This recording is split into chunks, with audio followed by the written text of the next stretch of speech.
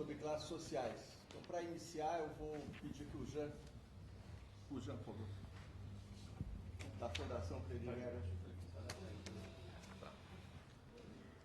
Bom dia. A ideia, né, o ciclo de debate, né, parte um pouco de um diagnóstico, né, uma percepção que aconteceu algo muito forte na última década, né, uma ascensão social de dezenas de milhões de brasileiros, e não só numa linha, vamos dizer, de mais consumo, mas também de um maior protagonismo, né? Isso a gente pode ter como exemplo uma certa força da periferia que apareceu, né? Inclusive a Globo, que não é boba, retrata isso, né, em vários programas, seja a Regina Casé ou em novelas recentes, né? Então tem realmente um certo protagonismo do andar de baixo se expressando. Então tem a nossa ideia aqui é buscar entender, né, o que está acontecendo no Brasil nesse momento, né? Pensar, né, desde uma perspectiva, né, da esquerda, a partir de uma perspectiva de classe, né, ancorada nas ideias clássicas do marxismo, mas também em outras. E tem também sentimos aí no campo da esquerda, no campo do petismo e para além, ao mesmo tempo, uma certa angústia com o que vai ser, que vamos ter no futuro. Se essa, entre aspas, nova classe vai ser protagonista de reformas ou mudanças mais profundas, ou se vai, como desejam alguns, a direita e a esquerda, tornar-se conservadora, né? Então, nesse embate entre os conceitos, nova classe média, nova classe trabalhadora, estão um pouco essas questões. Então, a nossa ideia é entender melhor o que está acontecendo, quem é essa nova classe, quais suas aspirações, como ela luta e tudo mais, também no sentido de perceber, né, como que o capitalismo se processa no Brasil, e aí a questão das classes entra com força. E também tendo em conta que esses milhões que ascendem têm uma proporção alta de mulheres, de negros, né? Tem também a questão evangélica, que é um ponto de debate, e a ideia de constituir um grupo, vamos dizer que seria permanente, misturado, né, tentando refletir uma pluralidade no campo da esquerda, entre pesquisadores, intelectuais, dirigentes partidários da Fundação e outros, e também com alguns pesquisadores mais jovens, é de tentar pensar isso junto, e nas 9 sessões previstas, tem essa ideia de ter um grupo permanente para poder chamar um autor sempre para trazer uma visão, sua visão singular da questão, mas também que o grupo possa produzir e ajudar no debate, que é também uma luta, aí, vamos dizer, por transformar o Brasil, né, a partir dessa década que trouxe muitas coisas boas, mas também pensar quais são os desafios a partir daí. Então, em poucas palavras, foi o que a gente pensou, fez, e Fundação Perseu Abramo. Obrigado, Jean. Bom, nós vamos introduzir também, já introduzimos também uma novidade nesse debate. Ele está sendo transmitido pela Futura TV FPA na web. Hoje é a nossa primeira experiência. E, então, o debate é transmitido, e depois a nossa intenção é editá-lo e também deixar disponível no portal da Fundação Perseu Abramo. Então, nós tínhamos pensado inicialmente, o nosso autor convidado, André, terá 20, 30 minutos para a primeira exposição, e depois faremos o debate, ok? Bom dia a todos que chegaram um pouquinho atrasados. Bom dia a todas as companheiras e companheiros. Queria agradecer muito o convite da Fundação Perseu Abramo e da Fundação Friedrich Ebert, feito pelo Joaquim Soriano, pelo Jean Tible. Agradecer a presença de todos e cumprimentar também os que estejam nos assistindo pela internet. Eu preparei uma exposição em que eu retomo algumas ideias que estão no meu livro, Os Sentidos do Lulismo, mas eu tento dar alguns passos adiante, e para isso eu queria fazer uma premissa metodológica, que é a seguinte: a minha perspectiva, o que eu gostaria de fazer, é de procurar uma análise de classe do que está acontecendo hoje no Brasil, inspirada no Marx. Mas eu acho que eu não cheguei nisso ainda. Eu estou, digamos assim, dando passos preliminares. E o que eu vou apresentar são, na realidade, notas de trabalho que usam uma metodologia bastante eclética. Eu estou, na verdade, tentando, digamos assim, apalpar o problema desde diversos ângulos, com os dados e os instrumentos conceituais disponíveis para mim neste momento. Então, eu gostaria que esta exposição fosse entendida com esse caráter exploratório e, sobretudo, podendo abrir um diálogo no qual a gente possa caminhar no sentido de formular uma visão, se não consensual, mas pelo menos conjunta dentro das suas próprias contradições. Então, eu queria começar com o seguinte: todo mundo sabe que nos últimos 10 anos houve o que se poderia chamar muito genericamente de um largo processo de ascensão social.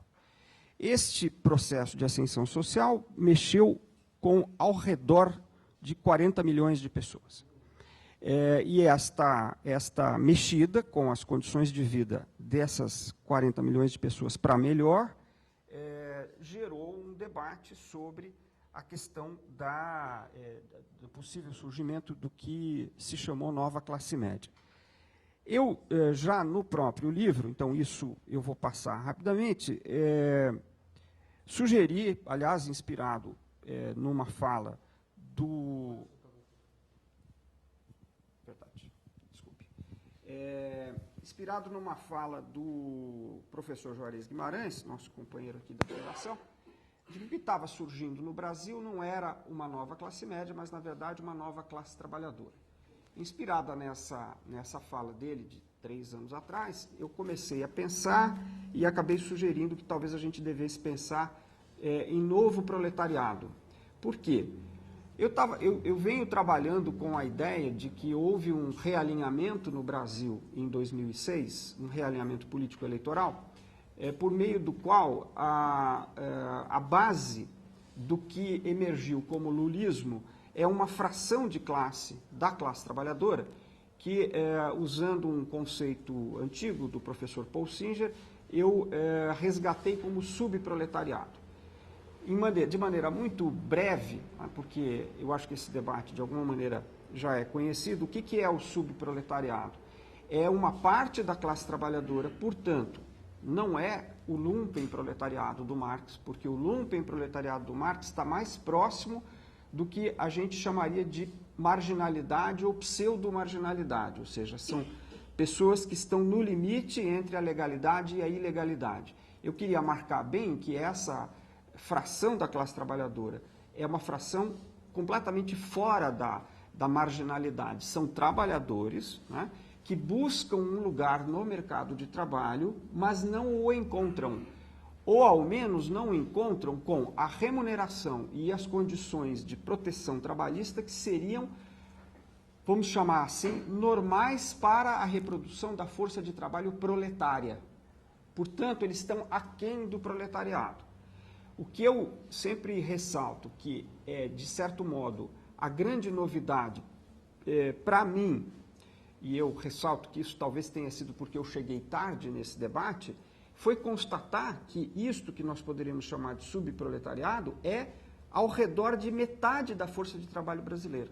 Ou seja, é uma quantidade enorme de pessoas que marca a formação social do Brasil, por meio da qual nós ficamos diante de um certo paradoxo, que é o seguinte: o proletariado, propriamente dito, ocupa uma posição intermediária no Brasil. O que nos levaria, numa visão confessamente bagunçada, a dizer que o proletariado, em certa medida, é classe média no Brasil. não é classe média no sentido da classe média tradicional, eu vou voltar a esse tema, mas ela é uma classe intermediária, porque sob ela há uma outra enorme camada, né, que determina, na verdade, a cara da formação de classe brasileira. Isso digamos, uma obviedade, mas uma obviedade fundamental pelo seguinte, porque se nós pensarmos nas formulações clássicas do próprio Marx, em certa medida, a base da sociedade era o proletariado. Daí a ideia de que os proletários nada têm a perder, porque eles estão na base da pirâmide, mas não é o que acontece no Brasil. Sob o proletariado há uma enorme camada que é o subproletariado. Eu fiz este parênteses para dizer o seguinte, que isto posto, para mim é importante caracterizar o subproletariado como uma fração da classe trabalhadora, plenamente. Só que é uma fração que, como nós vamos ver, tem interesses algo diferentes da classe trabalhadora organizada, por exemplo, porque o subproletariado não pode fazer parte plena da luta de classes, a começar porque não tem acesso a sindicatos, não tem acesso às formas de organização clássica que permite a participação na luta de classes. Então isso põe uma diferença importante entre duas frações da mesma classe. Por isso, então, a sugestão de que o que poderia estar surgindo no Brasil é um novo proletariado, como uma nova fração da própria classe trabalhadora, que não é o velho proletariado, que em parte, eu diria em boa parte, está organizado, é a fração organizada da classe trabalhadora, mas também não é mais o subproletariado, é um grupo que está chegando agora ao proletariado e que nós teríamos que ver como se comporta. Bem, eu vou voltar a isso. Claro. Você diz um novo proletariado que não são mais apenas essas duas frações. Porque, digamos, você teria de um lado a parte organizada da classe trabalhadora, que nós poderíamos chamar de velho proletariado. E do outro lado ainda o subproletariado, do qual vem migrando setores para o que nós poderíamos chamar de novo proletariado, que por ser recente, caberia pensá-lo como um grupo específico de interesse nosso, né? Bem, mas eu vou voltar a isso, porque na realidade eu queria tentar sugerir na exposição de hoje uma coisa nova, que é o seguinte: talvez nós devêssemos trabalhar com 3 categorias, né? Para falar sobre o que vem acontecendo com essas 40 milhões de pessoas que mudaram de condição de vida nos últimos 10 anos. Quais seriam essas 3 categorias? Bom, a primeira categoria é o próprio subproletariado. Por quê? Porque, na verdade, a melhora das condições de vida do subproletariado em boa parte dos casos, e aqui eu faço um segundo parênteses para dizer o seguinte: como o que eu estou expondo aqui é muito exploratório, eu não tenho números precisos. Se vocês me perguntarem, mas quantas são as pessoas em cada uma dessas categorias, não sei dizer. É tudo exploratório, teria que ser pesquisado. Mas o que eu quero, voltando então ao fio condutor, o que eu quero dizer é o seguinte: uma boa parte do subproletariado que vem sendo beneficiado pelas políticas do lulismo não deixou a condição de subproletariado. O que é que marca a condição de subproletariado? Eu diria 2 coisas. Primeiro, uma baixíssima remuneração, que é talvez algo, hoje em dia, próximo de até um salário mínimo de renda familiar mensal. Quando eu comecei a fazer essa pesquisa, 10 anos atrás, quase 10 anos atrás, eu falaria 2 salários mínimos de renda familiar mensal, que foi o que eu usei no livro, e é a categoria usada nas pesquisas eleitorais, até 2 salários mínimos de renda familiar mensal. Mas vejam o que aconteceu nos últimos 10 anos. O salário mínimo subiu 70% o seu valor real. Então, quando nós falamos de salário mínimo hoje, nós estamos falando de outra realidade. Portanto, talvez nós tenhamos que mexer um pouco na própria categorização do dado. Por isso que eu digo que tudo isso é muito novo e que implica pesquisas que não estão feitas, certo? Então, primeiro, baixíssima remuneração, e segundo, o não acesso aos direitos de seguridade social e trabalhistas garantidos pela CLT, que no Brasil se traduzem, grosso modo, pela carteira de trabalho assinada. Então, é uma parte da classe trabalhadora que tem uma remuneração aquém da remuneração que nós poderíamos considerar normal para a reprodução da sua força de trabalho e, em segundo lugar, não tem carteira de trabalho assinada. Pois bem, nós sabemos que uma boa parte dos subproletários continuam recebendo muito pouco. Vejam que o governo decidiu colocar como limite para a pobreza extrema R$ 70 per capita por mês. Significa que qualquer pessoa que receber um pouco mais de R$ 2 por dia saiu da pobreza extrema. Agora, o que é que você pode fazer com R$ 2 por dia? Recentemente saiu uma reportagem na Folha de São Paulo dizendo: você compra um coco no interior do Nordeste. Então, se esta pessoa, no interior do Nordeste, onde o custo de vida é significativamente mais baixo. Então, nós estamos falando de uma proporção grande ainda de pessoas que sobrevivem com R$ 2 por dia. Muitas vezes pessoas que não têm outros recursos, famílias que não têm outros recursos, a não ser o próprio Bolsa Família, que a partir de março deste ano está garantido para todos os seus beneficiários um mínimo de R$ 70 per capita, certo? Bom, o Bolsa Família atende mais de 60 milhões de pessoas no Brasil. É uma proporção incrível, porque é cerca de 1/3 da população brasileira que está sendo assistida pelo Bolsa Família. É claro que nem todas essas pessoas vivem apenas do Bolsa Família, mas o que eu estou querendo chamar a atenção é que se de um lado houve um combate importante à pobreza, e sobretudo à pobreza extrema, a pobreza continua sendo endêmica no Brasil, a pobreza propriamente dita. E, portanto, o subproletariado continua sendo um grupo importante. Segunda categoria, em relação ao subproletariado, a questão da carteira de trabalho assinada. Em 2003, havia cerca de 30 milhões de brasileiros com vínculo formal de emprego, ou seja, carteira de trabalho assinada. Na última década, o lulismo incorporou mais 17 milhões de brasileiros, criando postos de trabalho com carteira assinada, passando, portanto, esta quantidade para quase 50 milhões. No entanto, quase metade da força de trabalho, em 2009, continuava sem carteira de trabalho assinada. Aqui eu pediria para o Joaquim fazer a gentileza, não, a segunda tabela, Joaquim, por favor. As duas estão na mesma folha? Eu trouxe algumas tabelas para expor aqui, mas não foi possível. Eu pediria a vocês que dessem uma olhada. Mais uma para cá? Um para dois, mais ou menos. Pega essa aqui também, que tem mais, acho que duas. Tem mais duas aqui, Joaquim, eu posso usar a minha. Assim fica para mais gente que está lá.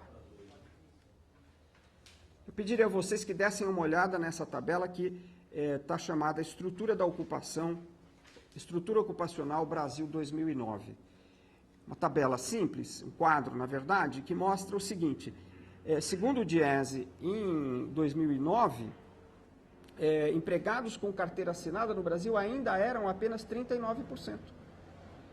Empregados sem carteira assinada, 20%.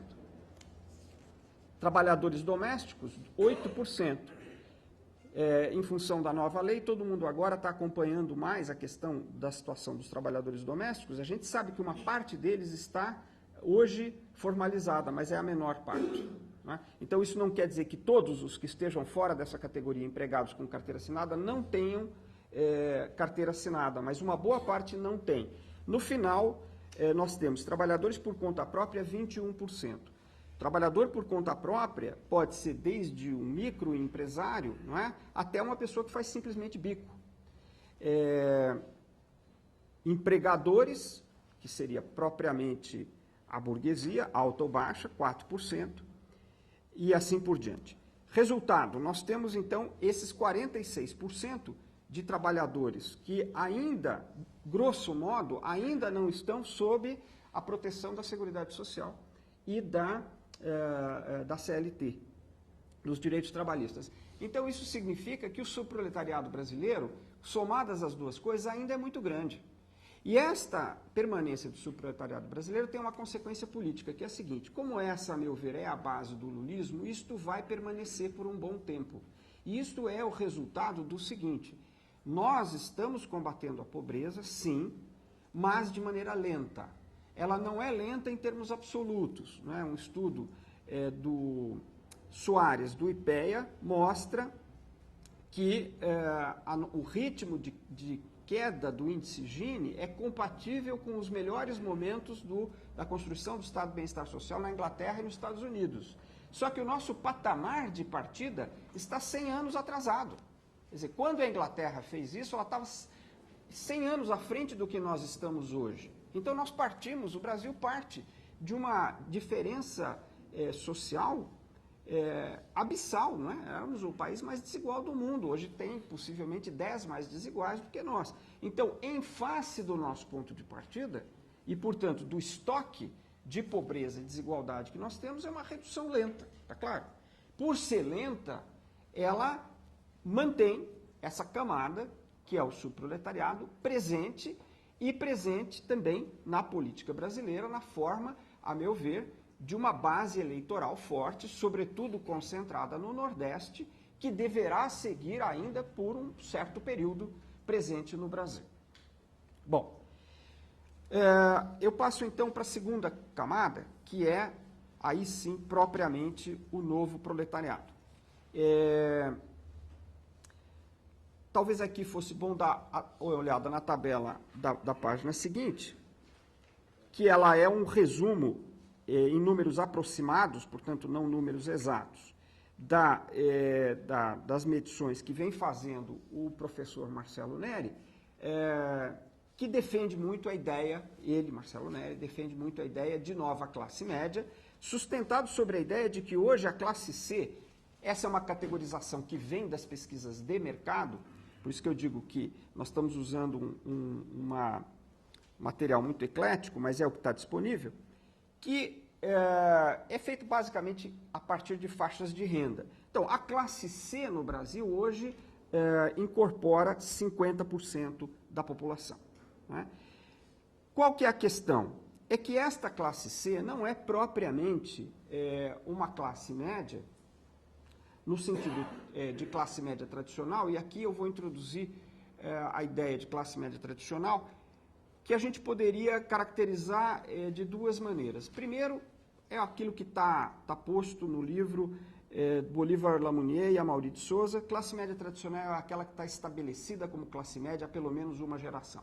Ou seja, não é a classe média que começou a ter acesso a determinados bens, a determinadas possibilidades agora. Ela já tem esses bens há pelo menos uma geração, por isso tradicional. Mas, além disso, eu diria o seguinte, o que caracteriza a classe média no Brasil? O acesso a determinadas possibilidades de consumo, entre elas, por exemplo, plano de saúde privado. Então, isso é uma distinção no Brasil. Não é? Quem tem plano de saúde privado e quem não tem plano de saúde privado. Quem pode ter acesso às escolas particulares e quem não pode ter acesso às escolas particulares e assim por diante.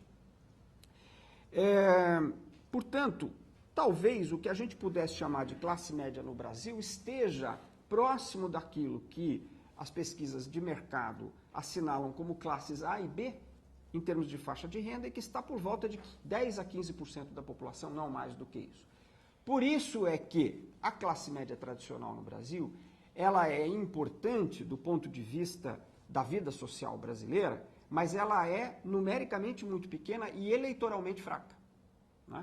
De tal forma, e isso é um problema para a oposição, que enquanto ela estiver politicamente isolada, ela tem pouquíssimas chances de ganhar eleições. Né? Daí que o grande desafio da oposição é quebrar essa barreira e trazer para o lado da oposição novos setores sociais. E aí eu acho que o professor Gessé Souza tem razão quando ele assinala o seguinte: em torno desta ideia de classe média há uma disputa política em que interessa muito à oposição chamar os novos grupos de classe média, porque ao chamá-los de classe média, você ajuda a criar entre eles uma identidade de classe média, não é? Ao passo que, penso eu, interessa para a esquerda caracterizá-los como parte da nova classe trabalhadora, e daí a minha sugestão de que há aí um novo proletariado. Pois bem, antes de seguir adiante, eu não vou estourar muito o tempo, Joaquim, mas eu preciso, vamos dizer, eu vi que eu cheguei aqui aos 20 minutos, eu vou precisar de mais um pouquinho para concluir. Bem, eu queria dizer o seguinte, nós estamos aqui, então, entrando no que eu chamo de camadas 2 e 3 desta exposição de hoje. Eu reconheço que talvez, dentro desta classe C, haja um grupo relativamente pequeno que deu um salto maior e que está, de fato, se aproximando do que poderia ser uma classe B. A minha intuição é que esse grupo é pequeno, eu não saberia dizer quanto é, mas eu admito que ele possa existir. Então, nesses termos, talvez sim se possa falar do surgimento de uma nova classe média. Mas o grande problema desse debate é confundir os números, é dizer que estes 40 milhões viraram classe média. Não, uma boa parte continua sendo subproletariado, uma outra parte significativa está entrando num novo proletariado, e uma terceira parte, menor, pequena, talvez 10% do conjunto que mudou, tenha dado um salto maior. Eu vou falar sobre isso no fim. Então, agora, algumas palavras sobre o que é o novo proletariado.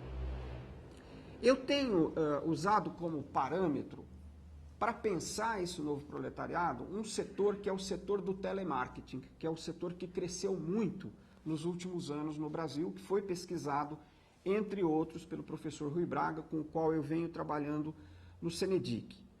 O professor Rui Braga e o professor Ricardo Antunes publicaram, 2 anos atrás, um livro chamado Infoproletários, no qual há uma pesquisa de campo sobre o telemarketing.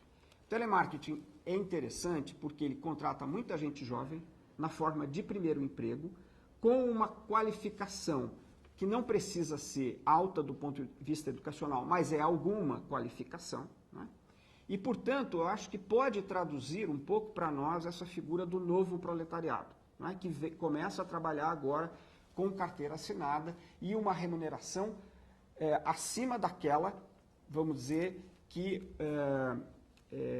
chega ao subproletariado. Bem, as condições de trabalho no telemarketing são chocantes. Os trabalhadores do telemarketing, por razões óbvias, precisam falar o tempo todo e, portanto, precisam beber água, como eu estou fazendo agora. Mas eles são proibidos de ir ao banheiro. Eles não podem ir ao banheiro. Quer dizer, eles têm um controle de tempo para ir ao banheiro. Então, isso é uma condição de trabalho que remete aos princípios da Revolução Industrial, quando as crianças dormiam do lado das máquinas, exaustas. Quer dizer, está aquém da condição, digamos, da classe trabalhadora organizada no Brasil. Qual é a expectativa? A expectativa é que estes trabalhadores, uma vez tendo acesso a sindicatos, comecem a reivindicar. E, ao que parece, isso está acontecendo, na forma de uma onda de greves nesse setor. Mas aí entram 2 questões. A primeira questão é, qual está sendo e qual será a postura dos sindicatos em relação a esses trabalhadores? Nós estamos em face de um movimento sindical combativo, como foi o movimento sindical do que eu chamo de década democrática, 78, 88, que gerou, entre outras coisas, a CUT? Ou nós estamos em face de um sindicalismo diferente, com outros parâmetros, e que está levando esses trabalhadores também para um outro tipo de organização? Pergunta, pesquisas a serem feitas, diálogo a ser travado aqui. Segunda questão, espontaneamente se esperaria então que esses trabalhadores fizessem uma experiência que é politizadora, mas no passado nós tínhamos partidos políticos que generalizavam essa experiência na forma de um programa político de ruptura e de enfrentamento do capital. Isto mudou. Este programa de enfrentamento do capital, que generalizava experiências como essas, não está mais posto na cena política principal. Esse não é o programa do lulismo, né? Portanto, não é que a luta de classes tenha desaparecido, mas nos termos que eu coloquei, aliás, inspirado modestissimamente pelo 18 Brumário, ela foi para o fundo da cena. E, portanto, essa possível experiência espontânea de politização não encontra correspondência clara no plano da luta política.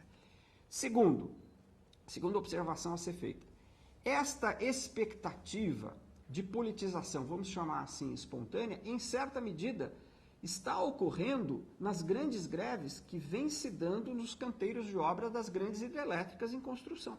Greves selvagens, que lembram, em certa medida, as greves da época da ditadura militar,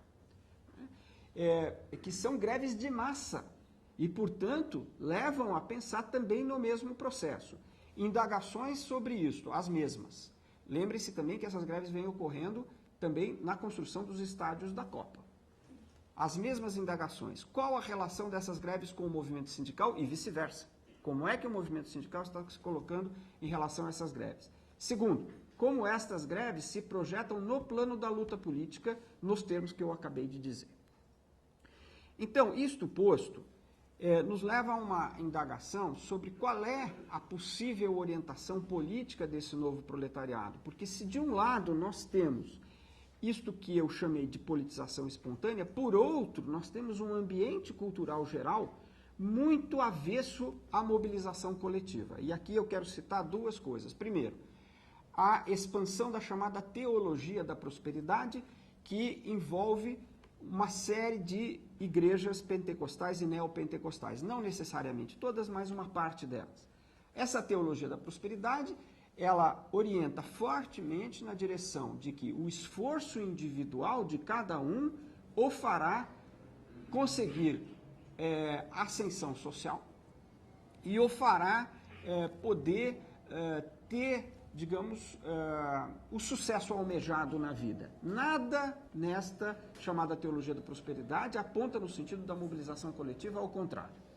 Em segundo lugar, a profunda impregnação que a sociedade vem recebendo há algumas décadas do chamado neoliberalismo, que tem como resultado o quê?